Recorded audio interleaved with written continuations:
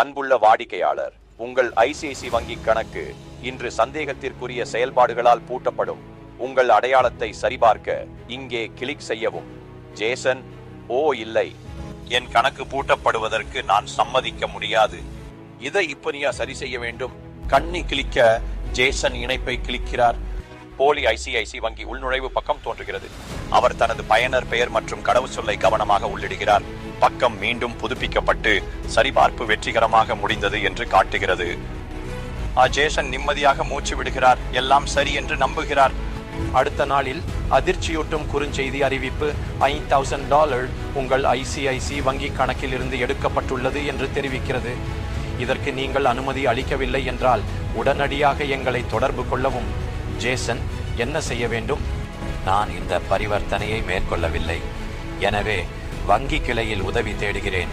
வங்கி அதிகாரி: ஐயா, உங்களிடம் கணக்கு பாதிக்கப்பட்டுள்ளது. ஜேசன்: நீங்கள் பிஷிங் மோசடி குற்றத்திற்கு இரையாகிவிட்டீர்கள். பிஷிங் மோசடி என்பது என்னவென்றால், இது ஒரு மோசடி செயலாகும். வங்கி பிரதிநிதி: ஹேக்கர்கள் போலியான வங்கி தளங்களை உருவாக்குகிறார்கள். நீங்கள் உள்நுழைவு விவரங்களை அங்கு உள்ளிட்டால் அவர்கள் உங்கள் சான்றுகளை திருடி பணம் எடுக்கிறார்கள். நான் இதை நம்ப முடியவில்லை. இப்போ நான் என்ன செய்யலாம்? வங்கி பிரதிநிதி: இதை எங்கள் மோசடி துறை மற்றும் FBI இன்டர்நெட் குற்ற புகார் மையத்திற்கு அறிவிக்கவும். இணைப்புகளை சொடுக்குவதற்கு முன் தகவலை சரிபார்க்கவும். வங்கிகள் SMS-இல் நுண்ணறிவு விவரங்களை கேட்காது.